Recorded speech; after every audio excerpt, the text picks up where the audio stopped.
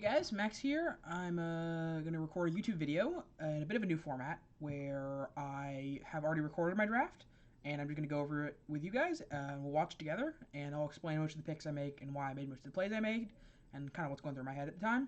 Because, I mean, I don't want to stream all the time because streaming is a lot more work than videos, than just playing Magic, because I have to explain all my lines out loud instead of just in my head. And it's just really draining. So when I play Magic on my own, I always record it. And if I come across a really sweet game or sweet draft, like this one was very, very sweet, don't worry about that. I'll try to make a video out of it if it's very sweet. This one's not. It's very sweet. Don't get me wrong there, but it's also a bit educational. It's a bit of a guide on how to draft Time Walk. This is one of the main, and I'll explain it to you as we go. But this is how I usually draft when I get a Time Walk in Vintage Cube. So, anyways, I missed the first pick before I started recording, but it was a pretty easy Time Walk.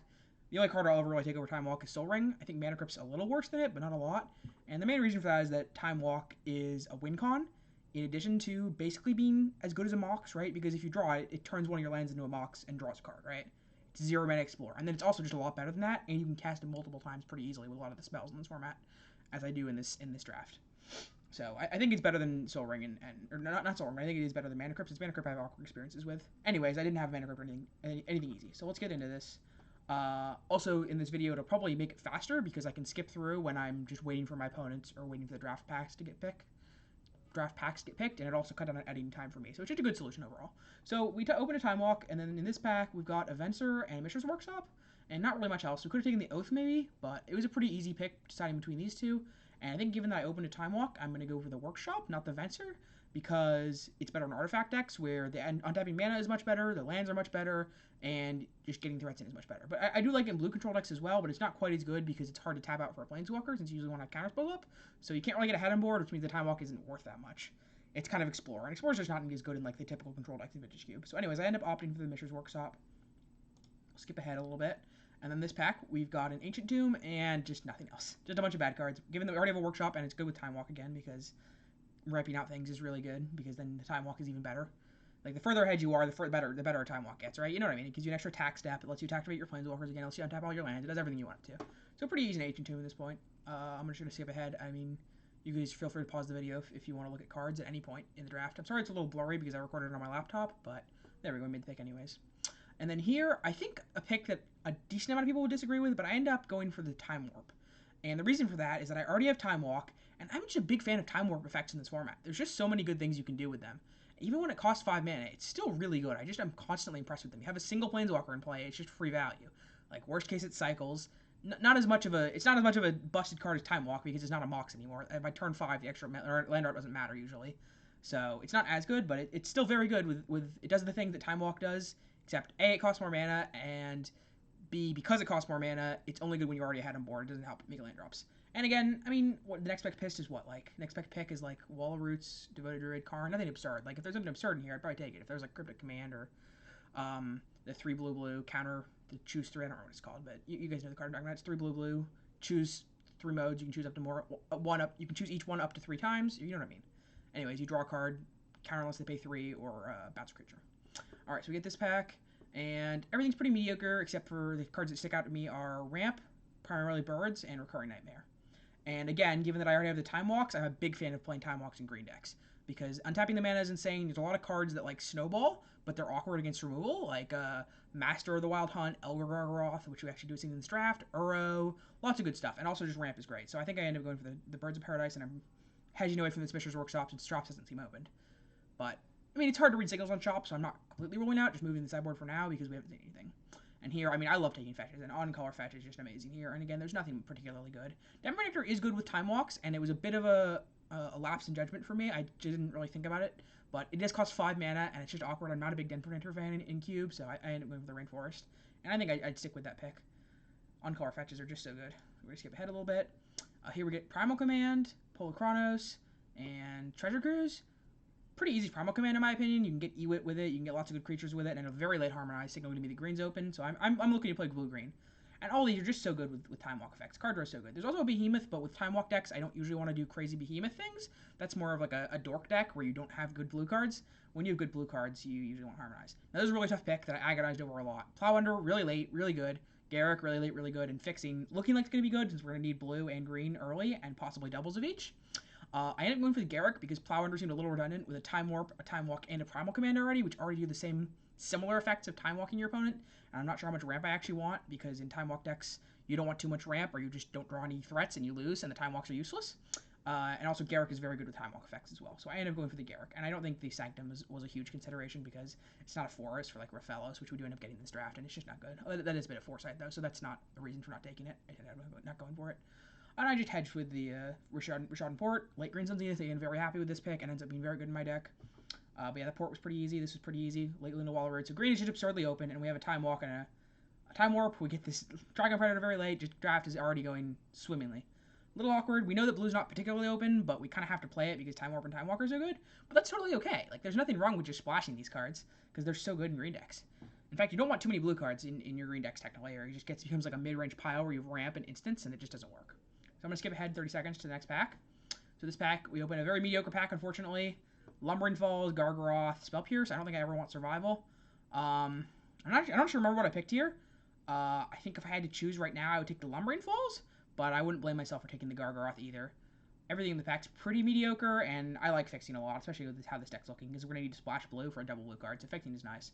And Gargaroth also wheels a lot, and also there's a lot of good 5-drops in green, so it's not particularly important. Here we get a Scalding Tarn, I think.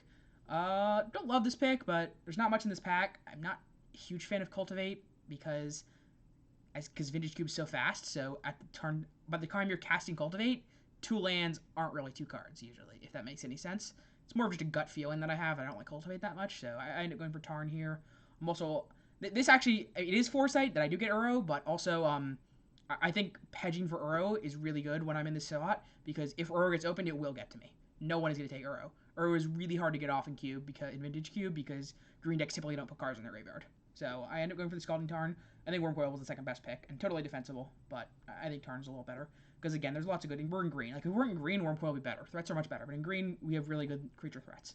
And there he is. There's the Uro. Easy slam. You can tell me. See, I'm excited about it, but I'm giving myself a little bit of time to commentate on it. So, I mean, you guys get the picture. These cards are all mediocre. Not an Avenger deck, because again, it's awkward to play Avenger. You want like more mid-rangey threats, I think, and then ramp in like Time Walk decks and card draw. Easy Oko. I almost missed it. As you can see, I was hovering over the Signet at first. I missed it, but yeah, it's just... I'm even hovering over cards to show you guys what its synergy. So yeah, Oko's great with Time Walk effects, just absurd. It's also just a great card on turn 2 with Dorks. Turn 3, easy pick. I think I ended up going for the Elves. It's possible the Time Switcher is better, but you guys aren't going to believe me. But I will it. You'll see. Maybe I shouldn't do Foreshadowing. I probably shouldn't do Foreshadowing. It'd be more spontaneous, but anyways. I maintain the Elf pick is correct, because turn 2 Oko is great, turn 2 Uro is pretty good, and just having a ramp that's on color is good. And we already passed 2 off-color ones. I think Elves of Deep Shadow and the Avacyn's Pilgrim, which make white and black respectively, or black and white respectively. So we end up going for the Llanowar Elves here. What did I maintain? Do we? Am I Papega? Did I forget what we took? I'm definitely agonizing about it. Okay, I forgot what we took. Ignore me. That's hilarious. All right, and then late Mystic Confluence. So this is the card I was talking about, Mystic Confluence. And the card's just insane. It goes, I don't know why I always see it so freaking late in queue, but it's so late. And I actually have to take Breeding Pool, unfortunately, because our fixing is mediocre, and we have 2 fetches. So I just can't justify not taking a Breeding Pool. I'm a huge fan of taking on-color dual lands, especially after you fetch, but even before you have fetches, if you're in the middle of packs, like, they're great. Love an Arbor Elf here, love a Mystic Confluence. I'm now regretting not taking the previous Dorks, since we're just passing so many Dorks. I wonder if Dorks are really good with Oko and Uro and Trigon Predator and stuff. Passing Mystic Confluence feels rough too, but I think it definitely has to be the Breeding Pool there. Late Carnage Tyrant, happy with it. Nice card, you can get it off Green Sun, you can hard cast it against control decks, sideboard it in if you don't want to main deck it, because even have playables. Pretty easy pick. Pretty easy. Sylvan Library, I think Vivian Reed's replaceable. There's lots of good 5-drops in green, and she's not the best. Sylvan Library is really good, and we have 2 fetches already too. So happy with this pick. Again, very late. Green is super open. Wield the Gargaroth. I just keep telling you, green is very open. This deck is going very well. And we've got lots of synergy too, because these Gargaroths are great with all my cards. With the Time Walk effect. It's also tutorable with Primal Command and Green Sun versus like aggro decks that can't kill it, and it just like insta-wins versus those deck. Wield a Rexage, happy with it. I feel the run's okay, but I haven't been impressed with it. I much prefer a Rexage, especially with the 2 tutor effects again, so that the Rexage is better, since Trigon Predator can't instantly kill things if we need it to, right? If we need to kill like an artifact or gem at the turn of that we're casting Primal Command or Green Sun. Wield an Avacyn Pilgrim, happy about it. I don't think I want the Zendikar here, even with 2 fetches. It's just not where our deck wants to be. We really need 1-drop Dorks, and we didn't pick them up when we should have.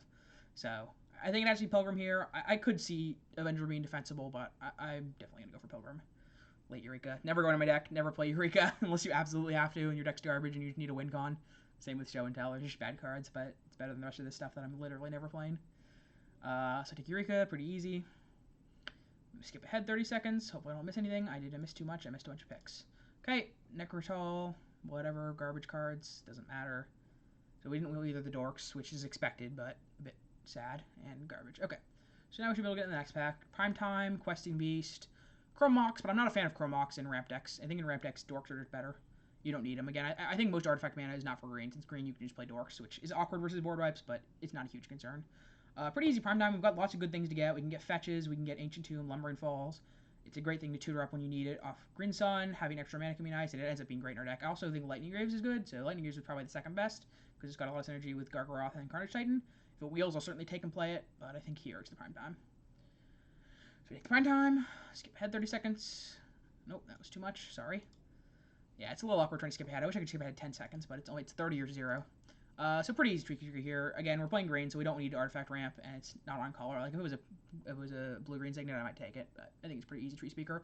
Also, Fiend Artisan looks decent in this deck, just because we want to have the flexibility to tutor everything. We got we might want to tutor at some point. We got Gargaroth we want to tutor sometimes. We got Prime Time we want to tutor sometimes, and you can sack Dorks basically for free, and then it ends up being a sizable creature as a threat. So I think it's a little underestimated in the Vintage Cube. And now we're waiting. I'll F6. Okay. Acidic Slime, Caryatid, Krasis. Easy Krasis. Again, I just almost missed it. I'm going to go back a little bit, actually, since that was really fast. I basically just missed the Krasis. That's why I'm thinking about these two. I do that sometimes where I queue, but I'm trying to get better at it, where I just miss cards. So I see a Krasis. After I see it, I slam it pretty easily. It's great in this deck. We got lots of ramp. Happily slamming Ewit here. Like, Control Magic and Trash Stone are good, but Ewit with Time Walk effects, Primal Command. You've been able to tutor for Primal Command and then play it again if you're really ahead on mana and just keeping them off lands and drawing cards is just insane. So it is pretty easy Ewit in my opinion. And Trash It On, again, just not necessary in Time Walk decks. If we were harder on ramp, I A, would have taken more Dorks early, and B, I would need these threats instead of being able to like play mid-range and then kill them with Time Walks. Right? Because again, as I said, Time Walks are win cons once you have creatures in play, because suddenly out of nowhere, you're just dealing double as much damage, twice as much damage, or whatever. So pretty easy Ewit. I think current Max, or Max during the draft, isn't seeing it as clearly, but he ends up making the right pick and taking Ewit, luckily. Little close though. I'm getting kind of worried, even though I know the outcome, that he's gonna take the Ewit. Bit weird commentating on my own draft. I hope you guys are enjoying it though. Pretty easy Elvish Mystic. I'm not gonna commentate on it too much. Don't love Everett, Edric. We need ramp. Better than Absence Pilgrim by a lot. Ancestral Vision not where we want to be. But anyways, if you guys have feedback on this format, do you like this kind of video format? Just anything. I keep telling you guys this, but just tell me what you'd like to see. Tell me what I'm doing right. Please, I won't be hurt at all if you tell me what I'm doing wrong. I'd much prefer to fix it than to have you guys not tell me and or not watch because of it. So please do tell me. Anyways, I'll get back to the match. Wow, Regrowth and Nissa. Now this is a tough pick. This is a really tough pick. These are both so good. Ramping into Nissa with Time Walks is insane. Regrowth for Time Walks is also fucking insane. These are both completely insane. And I end up taking the Nissa. I'll be honest, I have no clue.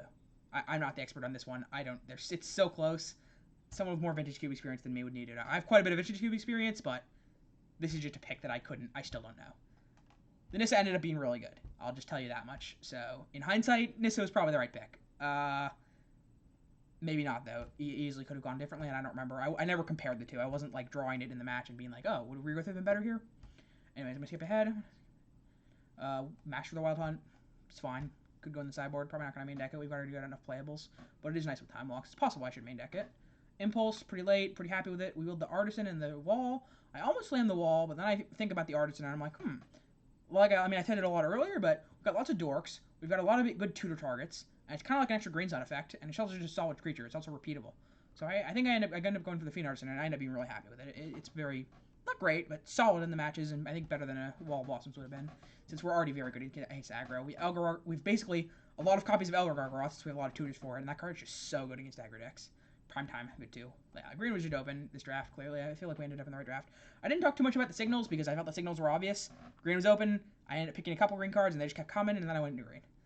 Wasn't too much to discuss there. I would like to discuss reading signals a little bit more, since I do want this to be an educational channel, but this draft wasn't really a reading signals draft. It was more like a what to do when you get Time Walk draft, right? So you can do like green stuff with Time Walk. You can, and that's the best in my opinion. You can do anything with Planeswalkers is good. Ahead on good and ahead on board. Fast mana.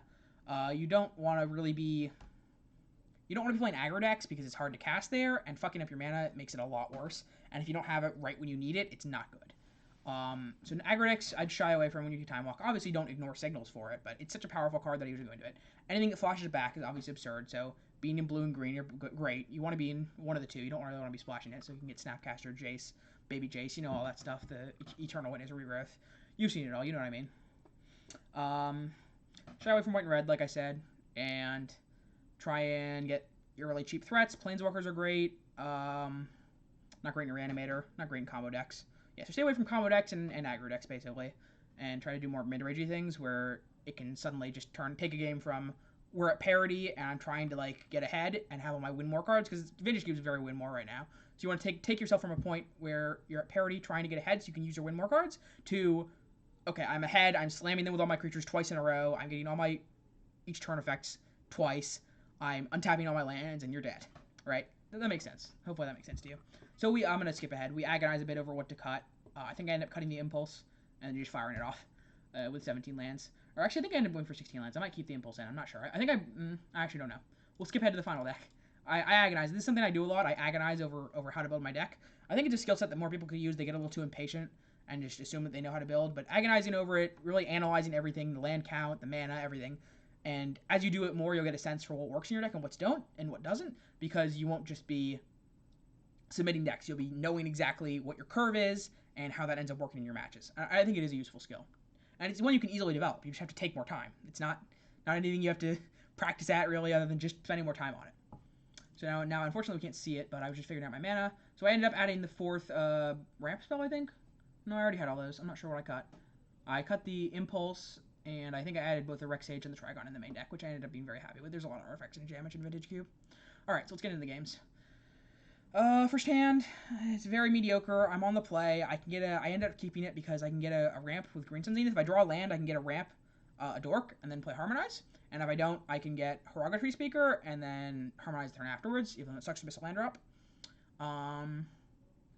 Seems fine to me. I'd still keep this. I don't like mulliganing ever, but almost ever. So yeah, here we drew the land, which is good, but it's not an untapped land, so we end up getting the Tree Speaker anyways. It's possible that the just a regular Dork would have been better, because I could have cast Rexage or Eternal Witness, but there's no guarantee whatsoever that our opponent plays a card that I can Rexage, and if they don't kill the Dork, I don't want to Ewit, and if they do kill the Dork, then I can't Ewit. So I end up just getting, or I think in hindsight I should have gotten the Tree Speaker, but I didn't. I honestly thought I was going to get the Tree Speaker, I'll be honest with you. But then I just didn't. I just saw on board that I got a Birds. So, hindsight, would have done that, definitely. But it ends up being fine. I think I win this game, and I'm not 100% on that. So, yeah, it's just awkward. Like, he passes if I don't draw an untap land. I have to play Lumbering Falls and pass, or 2-1. If this was a Tree Speaker, it would be a lot better. It'd just be an extra mana for free. Oh, he's going for Mana Crypt. Okay, well, I get rewarded then. Lol. I still think it was incorrect, but I got very heavily rewarded, so that's good, I guess. So, I slam Rexage here. And here we go. I honestly probably should have remembered how this game went, but hopefully you guys are still enjoying, even with my poor memory. This game was a while ago when Vintage Cube was still happening. I think it was the last day of Vintage Cube, so last Wednesday. This will be out on Monday, tomorrow, and I'm recording it Sunday night after my long Legacy stream, so if I'm a little tired, my voice is a little coarse, that is why. Anyways, back to the game. He's going to lose Jace. I'm going to skip ahead. He discarded... Nope, too far. Yeah, I really wish I could skip ahead like 10 seconds. Okay, so he discards a Revoker. He passes. Yeah, I probably should just stop skipping. It's a little confusing for people, right? I know what's happening, but I'm the one who's watching it. You guys are probably more confused. So yeah, he discards Revoker. We play the Harmonize looking for a land. Unfortunately, he has the Remand, which is really good here, a little less good than a regular counterspell, so I'm okay with the exchange. Jay's getting close to flip. We're not hitting our land drops for the Time Walk. In a little bit of an awkward position, but given that the Harmonize resolves next turn and we start hitting our land drops, I'm still feeling good about this game, because he's so far behind in mana. Not so far, but decently far behind, and we have a Time Walk. I'm going to take a quick water break. Excuse me. Might cut this out of the video, we'll see.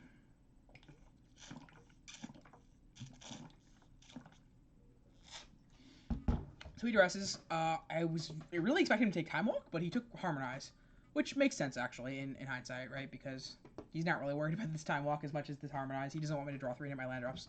So I think smart play for my opponent. A little weird, but definitely smart.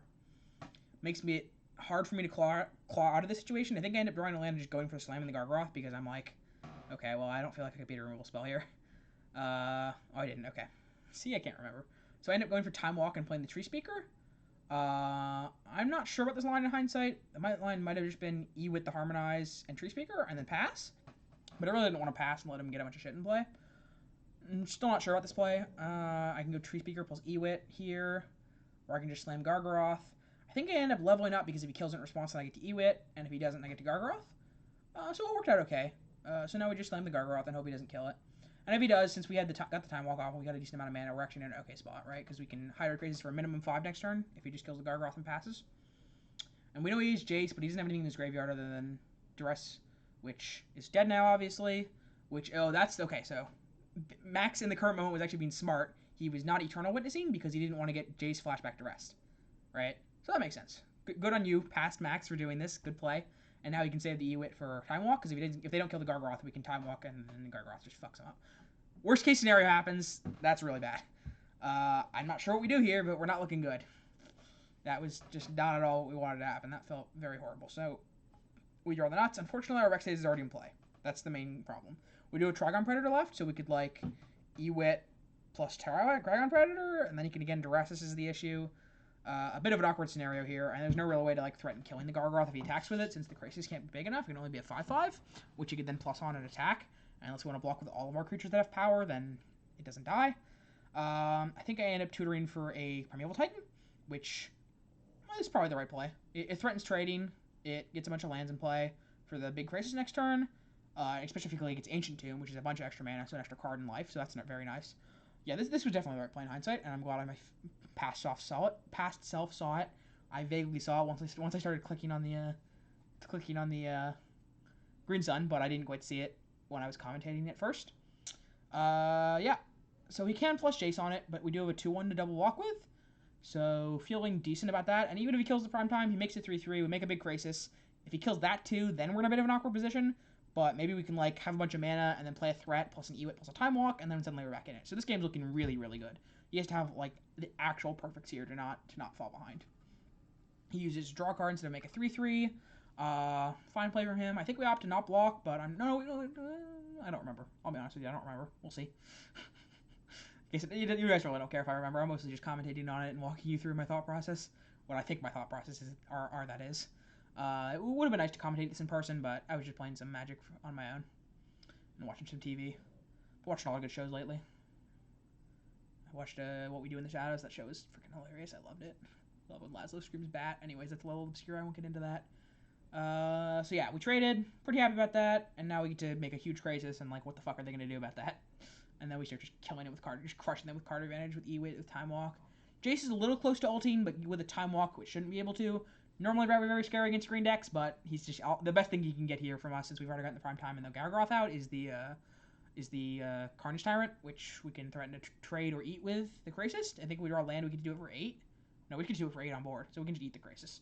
Or eat the 7/6. So yeah, we're in a good spot here. We're just in a great spot. We don't care about this rivalry almost at all. So if they kill the Ewit, or if they kill the Krasis, if they have a mind control it, that's pretty terrible for us. If they kill it, whatever, we gain a bunch of life, we drew a bunch of cards, we can go start going off with Ewit. And if they don't, we can just kill them. We can just hit him for 9 twice with Ewit Time Walk, which I think is actually how this game ends. We make a 9/9 and then just hit him with it twice. Or maybe even 3 times with it, because they plus Jace on it. Anyways, maybe we shouldn't include the spoilers. Let me know. That's something that you guys can let me know if you like those or don't. And again, I really won't take offense. It's much better that you guys tell me how to make good content for you. Then you're not gonna hurt my feelings. It's gonna be I'm gonna be appreciative, because I'll know how to make better content for you, which will hopefully get more viewers. Draw the Time Warp. So we've got 3 turns in a row next turn. So if he doesn't kill the Krasis, he's very dead, very, very dead.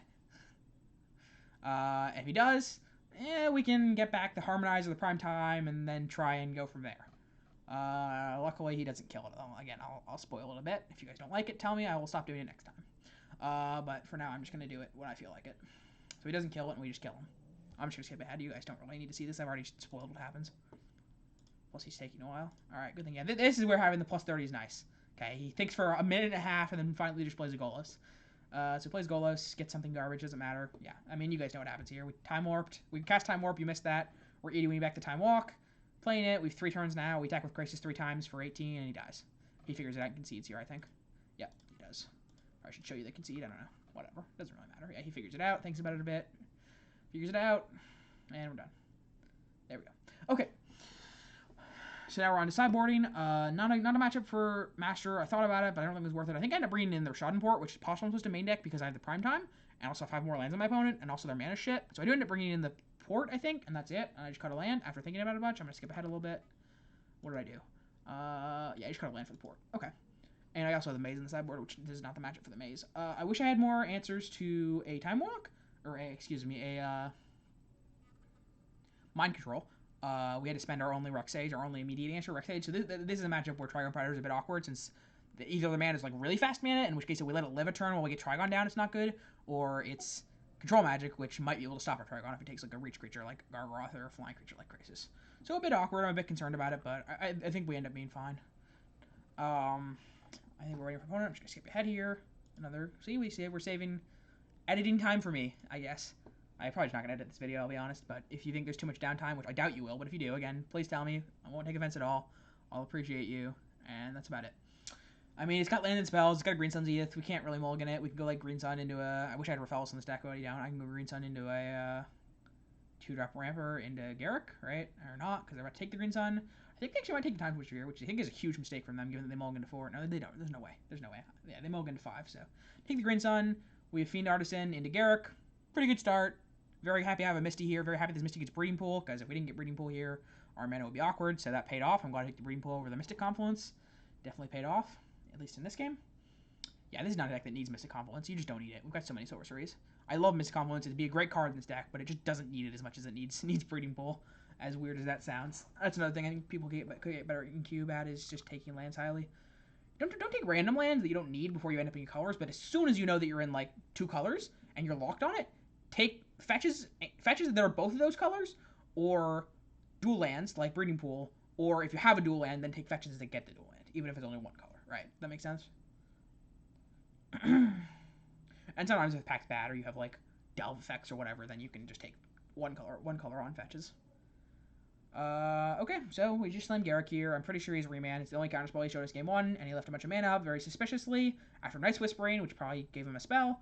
But if it's I can't afford to play it. I can't afford to not play it if it's Remand, so I just jam it. Time Twister's gonna be pretty dead here. I suppose I should have boarded it on the draw, but I figured because he was a slow deck without ramp and we had a fuck ton of ramp, we'd be fine. He does have a mana crypt, but I figured it would still be fine. Ends up being pretty dead this game, but whatever. It's a situational card. It's definitely a situational card, not always good. So yeah, if he doesn't have another Remand, so it worked out well because now we get to carve out, right? We go Garruk into Carnage Tyrant. I'm not sure why. I think I must be taking a break. I might have 6 ahead. Ooh, too much. Sorry about that. So he plays Colonnade. He passes. He clicks us on our upkeep. Luckily we do Nissa, so he has to take that, and then we get to Garruk. A little awkward because we have to plus it, and then he can hit it for 3.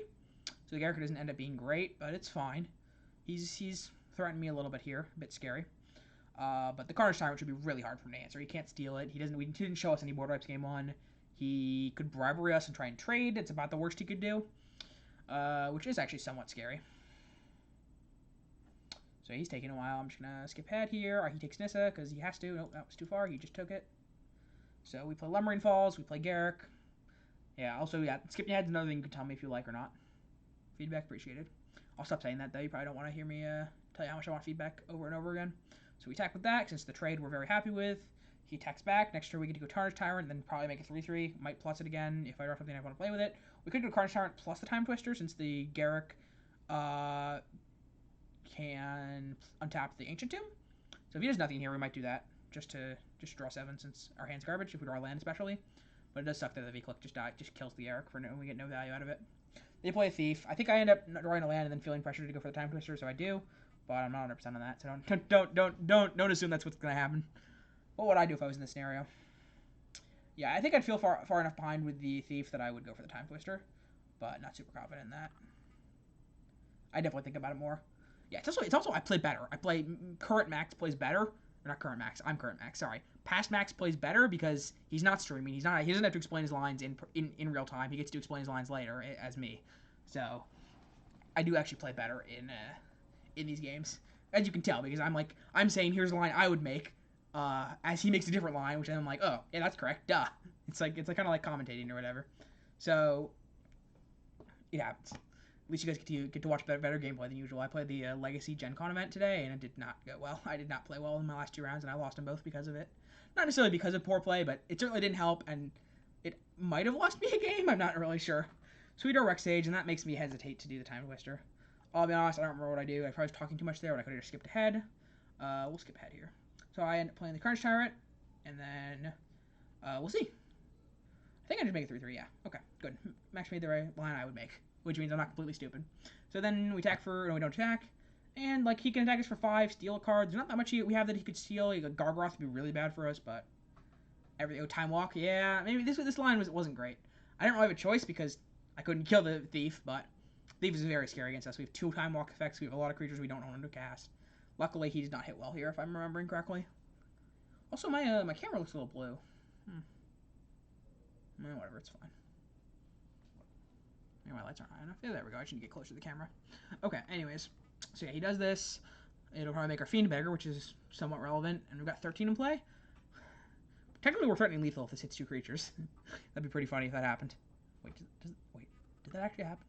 Well, we'll find out. I won't tell you. Even though I didn't remember, I wouldn't tell you. That'd be pretty funny, though, if I just fucking killed him. Yeah, Time War effects would be its start here. He would just get to draw a free card, hit me again with a thief, put me under 3. Luckily, he does not hit 1. I do remember that he does not hit Time Walk effect. So, lucky me. Lucky ducky me. A lot could have gone for last turn was Time Walk Twister and hope we hit one of our 2 Time Walks, but I think the Carnage Tyrant was safer and better. I'm not super confident in that, though. I'm going to take a quick water break. My voice is getting through it, of course. Probably just should have skipped ahead when I realized this was going to take a while. I'm going to now. Okay, so he does mill 2 creatures. He chases and brainstorms. And he dies. He literally just died. He just leaves himself dead on board. God, this game was hilarious. This draft was hilarious. This whole draft had lots of fun stuff going on. We got Time Warp shenanigans going on. Yeah, I mean, it's kind of anticlimactic. You remember last game how we had the Crazes and we just hit him with it 3 times from 16 and he just died out of nowhere? Like, it was a lot more fun in person, and it probably would be more fun if I hadn't remembered that it already happened, because I would have gotten hyped about it and that would have hyped you guys up about it. Maybe I'm analyzing content creation too much, but yeah, it's a little anticlimactic now. But like, this is just, I mean, in hindsight, this is a crazy match, right? With the game 1 being this, and this, we have exact lethal because he punts somehow and just doesn't interact with us at all and just leaves himself dead. And I'm like, wait, do I play in Condemn? What is it, Condemn or Swords to Plowshares or Path?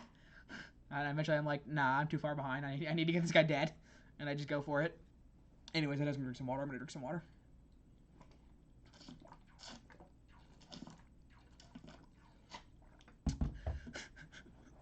And then he pauses, I think, realizing that, oh, I just dead on board.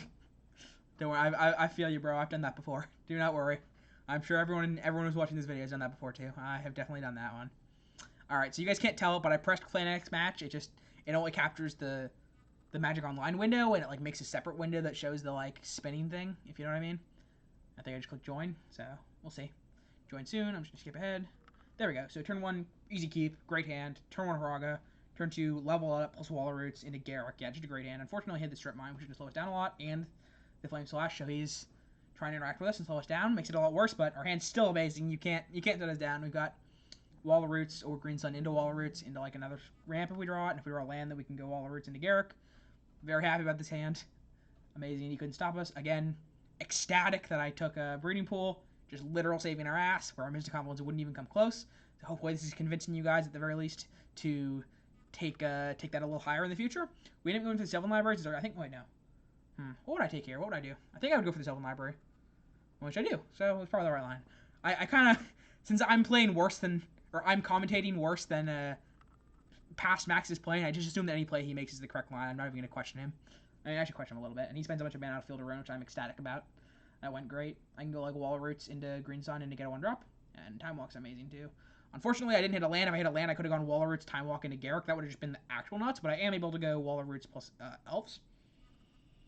I believe I pay 4 here, but I might just put 2 on top just because he's clearly a burn deck. But given that he already spent a bunch of cards and mana and he's really behind on board, I might just pay the 4. Yeah, I do. Okay. So we do this. We do this. We do this. And yeah, that was just a relatively explosive turn. We're only having 2 lands in play. Wall of Roots is a very nice ramper. I mean, better than Caryatid, but not by a ton. But this is giving him out better than Caryatid, I think. And then he chars it. Again, I'm very happy that he's just spending all of his resources trying to cut us off mana. It makes sense as a line for him, since we're missing land drops, even with the Sylvan Library in play. But if we like hit a land here, we're just in great shape. Yeah, we're going to go Garruk into Time Walk into Gargaroth, and I think he just concedes because he's fucking dead.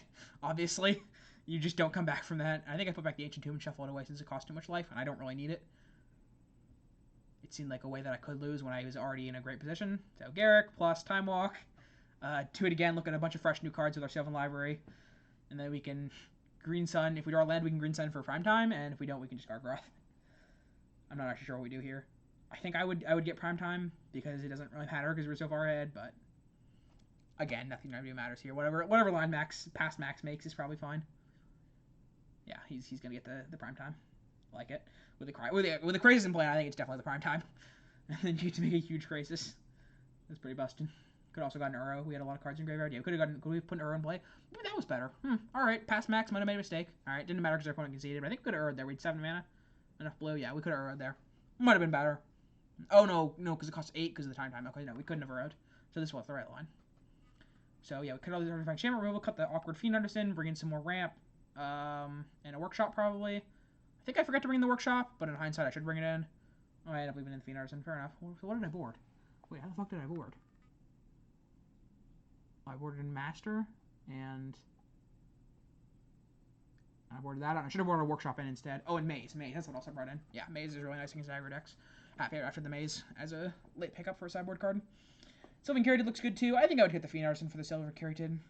At the very least, I would bring it in. I'm not sure what I cut for it, but I think it would be the Fiend Artisan.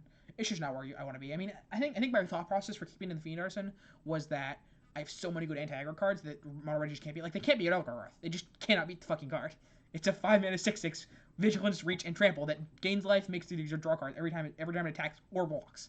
It's just insane. Yeah, and it couldn't even the card shower. No, I like this line. Yeah, this sideboard plan looks good. Yeah, Pax Max was definitely correct. And then yeah, Time Wizard and Carnage Tyrant are about equally situational. They're only good if ahead on cards, basically, or if, you know what I mean. Whatever. They're just situational. I'm not gonna go into explaining it. I'm already talking enough. Way too much for my preference. All right, we've got 21 minutes left, so we gotta finish this match, and then one more, and then I get to be off. I mean, I'm enjoying doing this. This is still fun. This is more fun than like having a 9 to 5 job. I'll tell you that much. But it is definitely draining, and it is a lot of work. So do not think your content creators are slackers. They're putting in their work and suffering the consequences so that you can enjoy yourself and they can hang out with you. And that's why I do it, because I enjoy hanging out with people. Definitely don't do it for the promise of money. That's not likely, especially not in the field of Magic. Not a huge game, especially for Moto gamers, and I do not want to be an arena gamer. That sounds miserable. Even arena drafts are just kind of miserable. So he plays Swift Spear and Incinerate. Again, good draw from him. He's clearing the creatures while also having Swift Spear, so a little scary here, but Sylvan Caryatid into Nissa into Oko into Nissa is just so rough. Oh yeah, we draw Wall Roots, so we can go Wall Roots into Burrows even better. Yeah, this hand was just nuts. Get a little bit of buggier. I have this happen to me sometimes. I'm not sure if this happens to other people. I'd imagine it does, but sometimes I tap my lands and they just don't make mana. They still highlighted and they just don't make mana and they're tapped. I can't undo it until like it stops lagging. It's a bit weird. Anyways, pretty easy play. I'm gonna skip 30 seconds. He goes Sword of War and Peace.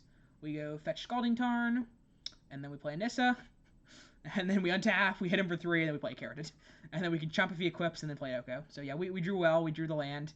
Yeah, we drew pretty much perfectly. We drew Wall of Roots to play birds, plus we drew a land. So that was the only way we cast Nissa on turn 3, and we did, very luckily, after them killing Haraga. And then we didn't also have the Caryatid to back us up into the Oko / Primetime. So yeah, we just drew the absolute nuts. This guy just never had a chance. He's playing mono red versus a green mid-range deck. Not even a green ramp deck where like they can draw awkwardly and you can cut them off mana. It's a green mid-range deck. You just never beat that as the red deck. So sure, we chump with our Wall of Roots. We don't care. Again, in hindsight, I might have chumped with the Sylvan Caryatid since the Wall of Roots has Vigilance-ish. It can tap for mana while still being untapped and chumping the next turn, but it does not fucking matter at all. So we have 4 7 mana here. So and then we can untap a 4, so we have 9 mana total, so we can cast both of these. And I think that's what I ended up going. I think I deliberated a little bit, so I'm going to skip 30 seconds. Nope, I do not skip enough. So I untap the forest. I play the Oko, untap the forest. And then it's 9 mana total, so then I cast the Primetime with 9. You feel free to pause the video. I'm going to skip ahead. I skipped ahead there. Maybe I shouldn't have, but yeah, I mean, feel free to pause and understand how I did that. I feel it's pretty simple. There, that's all right. There's more things you can give me feedback on. Am I skipping ahead too much and assuming that you guys are understanding what's happening when you're not? Again, there's no shame or anger or whatever. There's nothing wrong with telling me that I'm going too fast or whatever. So yeah, we end up doing this. We get Maze of Ith because Maze of Ith is insane, and Breeding Pool because it's fixing, and it's really good with Nissa. We think turn a Sword and a Beast of Warden Beast into a 3/3 in case they kill our Primetime somehow. Would like land double Slating Spear, but even it doesn't even really matter. I might just make a food here. I think I just make a food in hindsight. I mean, I guess they could double Lightning Spear me and hit me for like 6. It doesn't matter. They're still fucking dead. It doesn't matter what I do. I deliberate a lot when it doesn't matter. I'm gonna skip. Okay, they conceded. Like that's just anticlimactic. See there, I skipped there, not knowing what was gonna happen, and it ended up going to the skipping his concede, which is a bit anticlimactic, right? I end up making one of my lands a 3/3, I think. Oh, my dog's growling. It's okay, Lulu. What's wrong? Lulu. It's okay. So yeah, they're very dead. They concede. They're just very, very dead. All right, one more match. Easy 2-0, 4-0 so far. These matches have not been close. Our deck is very good. And, like, it doesn't look that good, but, like, when you understand how Time Walk decks work and how, like, blue-green mid-range decks work when they have Time Walk, you just understand how absurdly busted this deck is relative to the Vintage Cube standard. Oh, good. Passback decided to click on the deck and look at it. That helps. Show the new viewers it again. So yeah, like it just works. You got 4 ramp, the perfect number of ramp, 4 round-up ramps, perfect number of ramps. You got a Sylvan library for card advantage versus aggro control decks. You've got a good mix of threats, a tutor package with Green Sun Zenith, Primal Command, and Feederson for good. Okay, well, now we're playing the game, but anyways, for a lot of good things. There's good things against aggro like Gargaroth versus when you need lands, you can get Prime Time. When you need mana, you can get a whole bunch of mana dorks. I end up keeping this hand. Hindsight again, not sure. I think my thought process is, well, if I draw a land, I'm just nutted because I get to go Elvish Mystic into Wall of Roots, into Green Sun into another ramper, into Primal Command / Elder Gargoth, and that's just insane. And if I don't, I get to go Mystic into Wall of Roots, into get a 2-drop and or a 1-drop, maybe get the 1/2 that levels up and makes mana, or Birds of Paradise to cast Oko. It's a little slower, but it's still good as long as I don't interact with this too much. It's just awkward. Like, the issue is that if they kill our Elvish Mystic or our Wall of Roots, I think our deck's good enough that this was a mulligan in hindsight, but I'm not super confident in that at all, and it's certainly, I think it's a fine keep. Alright, I'm going to skip ahead. Alright, so we go Elvish Mystic, they go Island Pass, we go Wall of Roots, we draw a land, and we pass. They recall, scary, I think they mulligan to 5, so it's not that bad for us. It still just ends up evening out, but very good for them to have. Next turn, I think I won't spoil it, but I think I know what happens. We'll see. If we draw an island, we can play Oko. If we don't, we can Green Sun for a dork. Excuse me. They Thoughtseize us. I think we end up taking Time Twister, which is a solid play from them, since if we just draw an island and Time Twister, they're like not in great shape, right? Because they have more cards than us, and we have a bunch of extra mana in play. But I might be wrong. Yeah, they take Time Twister. That's a fun play from them. The issue is that if we draw an island and play Oko next turn, they're also pretty fucked, because Oko is absurd. And we do, because we're Luxax. That's what I thought happened, so we just jam Oko here. There's just no way you can justify not jamming Oko here. Like, Green Sun would be great. You can Green Sun for, like, a dork or something. The issues are I don't really have a lot of great 3-drops to do Green Sun for. If I had a Tracker in this deck, Tracker would be very good in this deck, but I never took a Tracker. So, yeah, we just jam Oko here. We got a lot of good draws. Anything that costs 5 or more is bad, but other than that, like, spells are good and lands are absurd, because we get to start Gargarothing. Wait, do I Green Sun here? No way. I could have Green Sun for Uro, and that could have given us 2 draws. That's a solid 3-drop, and we're also close to flashing it back, but I think the Oko play was good. Oko's just so fucking busted. Card's just not reasonable. It's so good versus so many decks, and they've shown themselves to be a mid-range deck, so Oko's going to be real good.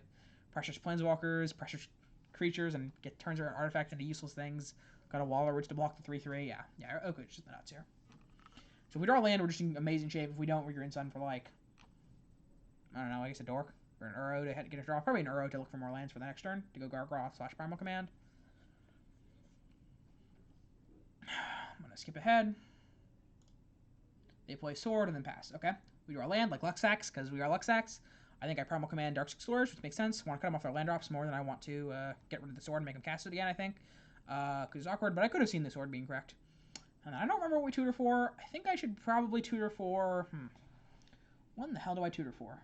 Oh, I accidentally clicked through combat, which means I'm going to, unfortunately, not get to... I'm going to lose 3 damage here because I could have Oko'd the food and hit him for 3. So, a bit of a mis-sequencing, but not a big deal. So, as we tutor, I don't know what we tutor for. I'll trust future Max or past Max to take the right card. Probably get Prime Time, so we can still tutor for... we can still tutor for Uro / a Rex Age effect if we need to with the Green Sun.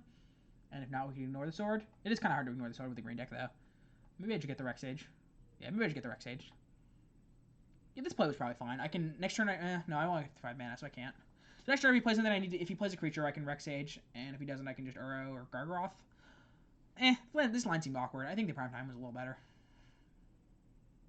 but it is weaker to counterspell. So here, I think I just Gargaroth. There's no way to get the Uro down and also Green Sun, and that way if we draw land next turn off the Uro draw, we can go Green Sun for 3 and hit Rex Age. It's a little awkward against counterspell, which he's repping pretty hard, but we have an Oko, so if he counters, whatever, who gives a shit. I'm also not too worried about the Sword, because I can just Oko the Sword if I really need to. So yeah, probably the Gargaroth here. Yeah, let's go for the Gargaroth. Smart play. Make it 3/3, hit him for 3. I'm a little scared of a flash creature here, but there's really not much I can do about it. I guess I could have 3/3'd the Elk the Sword. Probably would have been the safe play, was to Elk the Sword. Yeah, I think I should have elked the sword because there's Brazen Borrower here and Vanillion Click. Both would have fucked us up pretty hard, right? They do those and then they sort of Feast and Famine us. Then have Assassin Derby. That's perfectly fine. Puts a card in our graveyard, gets to land. That was just I was pretty ecstatic about this. This was a very good exchange for us relative to my other options. So I should have attacked. I should have. I think I should have made the sword into a 3/3. I got a 0/4 to block it and a Gargoth to block it, and I was a little scared of the flyers. So a bit of an oversight, but didn't end up mattering. So whatever. And next turn we can go Uro plus Rexage if we want. We can go Uro plus Flashback if they kill either of our things or we find a fetch. I mean whatever. We got Trygons, and now we're definitely not going to kill the sword because we have Trygon, and they haven't shown us to have a Flash Flyer yet, and they have the same amount of mana as last turn. Probably just Uro and Trygon, and then make another 3/3 and hit him in the face. I could also see just playing it safe and making the sword into a 3/3, but I think I got greedy and decided not to. We draw Rexage, okay. I think I just fire off the Rexage here, yeah, just to be safe. It's pretty obvious that they don't have a Flash Flyer, but they hypothetically could have drawn it this turn or not wanted to play it last turn because the Elder Gargoth has reach, even though that wouldn't make sense because they gave it pro green. But the Rexage is fine. Again, it doesn't really matter at this point. We've got Oko in play. We've had him in play for 3 turns. We've got an Uro in our graveyard. We can flash him back soon. Green Sun in hand, Trygon Predator in hand. We are just Gucci to the max. Take another water break. My throat is getting sore. And this is a bit scary here because we need to kill this. I think we deliberate quite a bit on our next turn, so I'm kind of scared of Nissa into like a crisis of his own or something, some big scary threat. What do I do here? Yeah, it's a bit awkward. Nothing really to get with Prime Time that helps me, or to get with Green Sun that helps me kill this. So I can make my Rexage into a 3/3 and attack them all with the Nissa. I miss a bunch of damage, but I mean whatever. It's probably line. It's a bit awkward because then what do I do with the rest of my mana? I can Green Suns for 6. Or I just Green Sun for 6 and get a Prime Time. What? Oh, I remember now. Okay, no, this line is Big Brain. Okay, this line is Big Brain. Yeah, because we tap that and we give it to him, and then we kill his Nissa for 2. And we also get a free forest, and he loses land. Yeah, okay, and he concedes. Lol. Fair enough. Yeah, that's fair enough from him. Anyways, don't need to think about it too much. So I end up boarding this is a port matchup. I think I'm probably going to main deck the port. I mean, I don't know. The fixing is the extra mana source is so nice, and you don't always want port. It can be awkward sometimes. Fine not to main deck, but this is definitely a matchup where I want it. Cutting him off mana seems relevant. He's a kind of curve out deck. We're cutting off 1 mana, could like time walk his whole turn. Got a Tree Speaker, got an Artisan, never mulliganing the sand. I don't love it. If I just flat out here, like 3 lands in a row, I could just die, but I just can't mulligan the sand for something better. I'm sure you guys see the play pattern of Tree Speaker into Artisan. Yeah, that fucks up pretty hard. Takes the Tree Speaker, and then that slows us down by a lot. But still feeling decent, because our deck is just so insane. Yeah, it's just weird. It's kind of weird. Even to me, I understand it, because I obviously played the matches, and I've played a lot of Vintage Cube, and I understand it. But it just doesn't seem like a deck that's so powerful. It just works. It just works. I don't know how else to describe it. It's not doing busted combo things. It's not even doing busted aggro things and killing people quickly. It just works.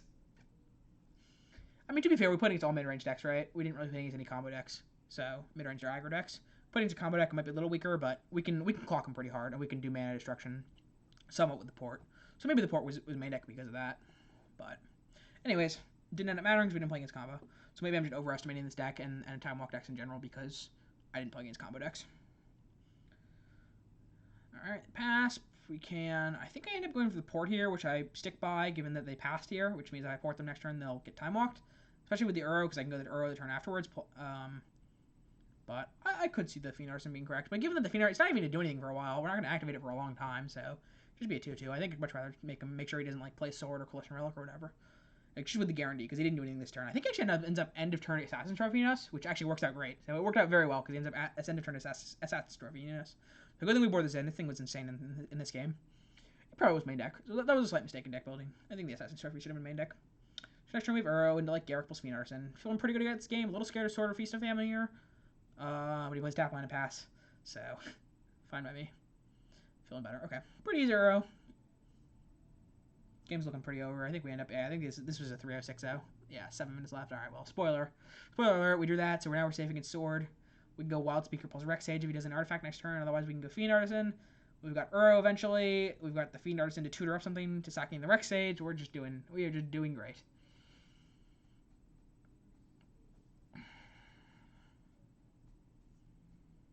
So what does he do? Yeah, we're getting to the point where A, at this point in the night I was getting tired, and B, at this point in the video recording I'm getting tired, and my voice is getting kind of sore, so I'm not gonna talk quite as much, but yeah, he just Quagmire. That's okay. So he's just dead. He's dead. He's just very obviously dead. I think we just play the Fiend Artisan here, and we can trade if he attacks. You can kill it if he wants. I don't give a shit. Oh, that's just another card closer to Uro. And once Uro gets in play, we game's just over. He's pausing Arcade. This guy was a little slow. Yeah, luckily also so it didn't matter this time, but in this format of recording, we were a Sylvan Library even better. But this format of recording, it's nice in case our opponent takes really long. Because I've had matches like I had a legacy match today where my opponent timed out while I was at 18 minutes or something absurd like that, or conceded because they were about to time out. So if that happens, I can just skip a bunch in the downtime instead of having to edit it all out, which is a big pain. So I think I'm not gonna permanently do this, and if like I happen to have a good game on stream, I'll post that up, and then you'll get like live commentary because it will obviously have been on stream. But I think in general for recording videos, I'd prefer not to specifically go into a video looking to record one because it's just the games are gonna be less good, right? Because it's gonna be a random one as opposed to one that I get to select. I'll try not to be too biased and only choose games where I win, but I mean people like seeing me win. I like seeing me win. The decks that are sweet usually win more than the decks that aren't, that are failed queue drafts or whatever drafts. So I think we'll probably stick to this format, but input. Guys, I keep saying it, I'm a broken record, I know, but it's important to me, so I'm going to keep telling you. Tell me if you like this, tell me if you didn't, tell me what you want me to change, tell me what you don't want me to change. I will be eternally grateful. Anyway, so he plays Nissa, which pretty scary and actually puts him back into contention this game, because he puts our Garruk to 1, and next turn he's threatening a lot of mana, which is really scary, and we're not killing this Nissa ever this turn. So I kind of just have to hope he doesn't do anything too crazy with it, and hope we draw something good off Sylvan Library. Time Walk here. Time Walk here would just be the actual nut. It would help us so much, because it could actually pressure the Nissa, we could do crazy things with Uro, it would just be the nut. He has survival too. Okay, that's good. I think we end up like killing his Nissa. I think this was a sweet game. Okay, I remember now. This was a very sweet game that ended up working out well. Carnage Tyrant's fine draw. We probably just cast it and cast a Fiend Artisan. Just pay 4, yeah. Pay 8. Pretty easy pay 8 there. Just want to look at more cards, and these cards are all good. So yeah, we just play Carnage Tyrant and Fiend Artisan to put the most pressure in play, try and go for Nissa next turn, and then we hope we find a Time Walk, because if we find a Time Walk, we can do crazy things with like Uro and pressure the Nissa and all that stuff, you know what I mean? So yeah, just play our cards. Put our cards in play. Put our biggest shit in play. I hope he doesn't have anything too crazy with the Nissa, but he seems like a mid-range deck, so I'm not too scared of anything. It'd be more like a Krasis type effect. But if he has Terastodon, that's a lot of power, and we're pretty dead. So I'm just kind of hoping he doesn't have Terastodon or anything. He could make up to 9 mana here, just on board. 10 now with the island. So yeah, this is definitely a spot where we could have lost to something crazy. But I don't think he ends up having it. Especially with the Survival of the Fittest, it's very scary. He'd have 9 mana after Survival of the Fittest. What is he doing here? Divination? Okay. Yeah, that's not too bad for us, because now we get to get back Uro. So I think we... Alright, again, I'll spoil it for you guys. Okay. Alright, I'm not going to ask you again. Just feedback. So I think we end up drawing Time Walk, and then going Time Walk Uro, kill the Nissa, and then we draw another Time Walk, and then do it again. It's just crazy. Yeah, this deck is very sweet. This is a sweet set of games, sweet deck. I'm glad I ended up recording this, and I'm glad I'm able to do this format. I like it a lot better. So hopefully you guys do too. And I'd imagine you do. The editing is built in, right? Because there's no downtime, because I'm talking the entire time, because I'm watching the entire time. And if I'm not watching, if I'm not talking, then I'm going to skip ahead, right? Yeah, drew the Time Walk. I remember this one. This game was too sweet to forget. I drew the Time Warp too. So we go get back Uro, and then Time Walk. We get to gain a bunch of life, so we can pay more life for the library. It was just the actual nut. We get to play Birds of Paradise too, because why the hell not? Yeah, this game was so sweet. Oh my goodness. Oh, we even get to draw the Ancient Tomb, put it into play, and then play the Rectage too, to put extra pressure on the Nissa. It was just the actual nut. Oh god, this was so sweet. Yeah, Damnation was good there. He was probably feeling good after that, and then we just crushed him. We just crushed his dreams of Time Walks. Alright, so this is what I'm talking about. Remember how the title of this video is a Time Walk guide? This is why. I told you guys how to draft Time Walk decks a bit in the drafts, and now I'm showing you what happens with Time Walk, and why it's better than the rest of the power. Why it's a win con, even Time Warp's good, it does everything that you need it to do, it can be power if you just need it to. I didn't ever drew it early, but if I did drew it early, it could just turn my lands into a Mox. It does everything that you want it to do. Anyways, I'll stop reiterating that, but hopefully you guys learned something. That is what I want to do with my channel, ultimately, is help people learn things, and be able to explain my thought process so people can understand a little Magic. Just get Time Twister too, because why the fuck not? Probably don't even want to play it here. Just put it back on top. So we can go Time Warp plus Gargaroth here. Yeah, like this is just disgusting. This is disgusting. Okay, at the beginning, not this turn, but at the beginning, since we Time Walked, but at the beginning of when he passed turn, we had a Sylvan Library, and 6 lands in play versus a Nissan 7 and a bunch of lands on a Survival of the Fittest. And we're going to end turn. We're going to end our turn with his Nissa being dead. We're going to have like 15 power in play. He's going to be at super low life. We're going to have like 12 extra cards in hand. It's just crazy.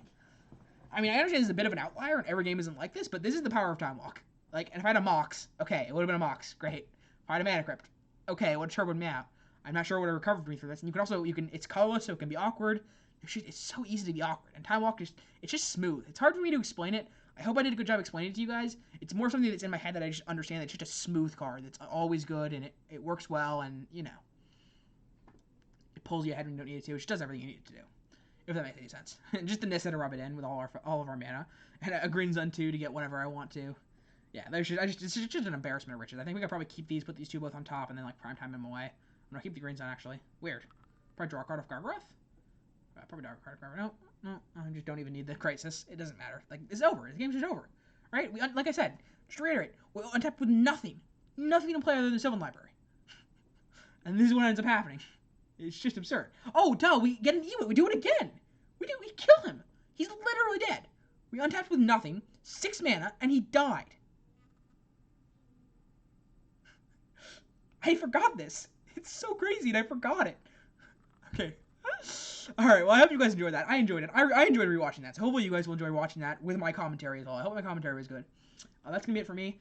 That was a lot of fun. That was a lot better than recording it myself, because recording it myself is lonely. I don't have as much to commentate on. There's more downtime, and it kind of just feels like when you're recording, it kind of, for the specific purpose of recording, it feels like you're just talking into the void, and there's no one there to listen, even though you know it'll be on YouTube, and people will hopefully watch it anyways. But I hope you enjoyed this. If you're on YouTube, don't forget to subscribe and hit the bell. Hit me with some feedback. DM me if you don't want to put it in the YouTube comments, so you don't want to be embarrassed because you're insulting me. I promise, I don't care. I will appreciate you. And that's it. I'll see you guys in the next one. Go ahead and follow me on Twitch. I'll put a link in the description. And that's it. Good night, everyone.